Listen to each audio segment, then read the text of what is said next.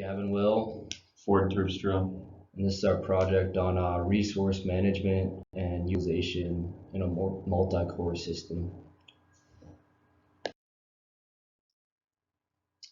For this project, we dove into kind of the management and utilization of resources within a multi-core system and kind of looked at how the systems work and the history of how CPUs came to be, and took a little look into what the future holds for multi-core processors. The guidelines that we followed was this process using multiple stages, where we initially researched into this project, got kind of a baseline knowledge, and then further developed that research into more understanding about it.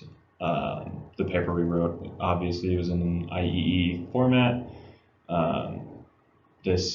All of the research that we've done is just essentially further research onto topics that we've discussed in class and the rubric that was on Canvas. To start off, multi-core processing is a technique that allows CPU processes to run either being split up or more than one process at a time by using multiple cores in order to increase efficiency and speed, so that a computer can handle more than one thing at a time. This allows computers to be able to run many different processes, and increasing the development of these multi-core systems will allow for even more efficiency and speed in the future. So to kind of start our process, we kind of looked at the architecture of the CPU itself. So we looked at the types of cores in the CPU, and there are two types of cores, the heterogeneous and the homogeneous cores. And these cores vary in numbers and sizes per processors, and they do all the heavy lifting in the CPU to process data in different ways. So we take a look into the homogeneous and heterogeneous cores. As you can see, the homogeneous on the left and the heterogeneous on the right. The homogeneous uses a host operating system for running, and it has, as you can see, 4 cores, and they're general processing cores, not really specific at all. But if you look at the heterogeneous cores, these are where the different cores serve different functions and run different operating systems, and this allows for faster processing, more efficient processing, and just overall better processing.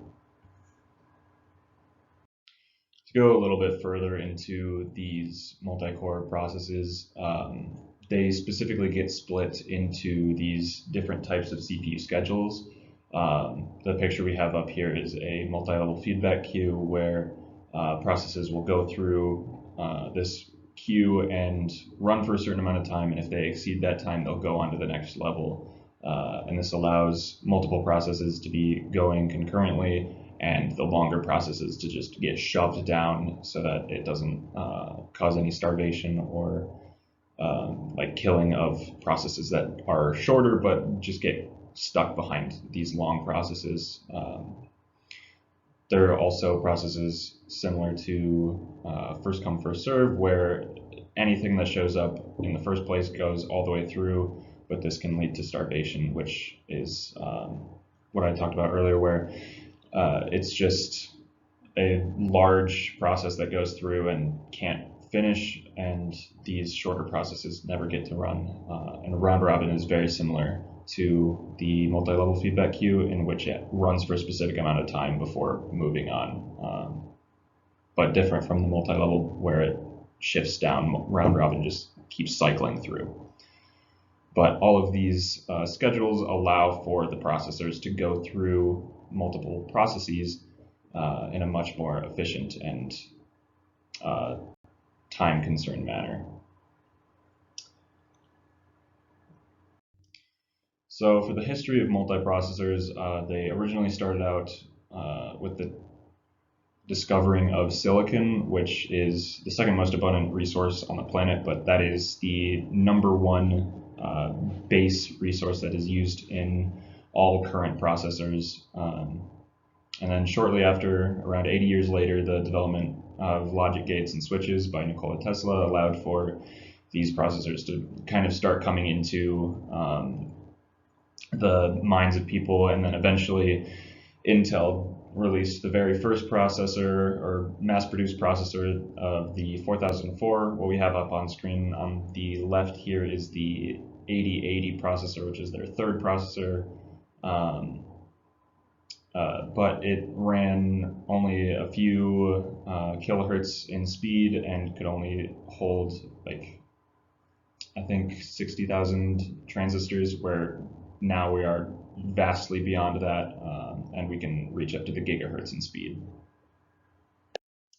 The next area we kind of looked at was the future of processing and kind of where that was going, and we looked into different companies and what they were producing, and we found that they're actually using AI to increase the processing power of these CPUs and these cores.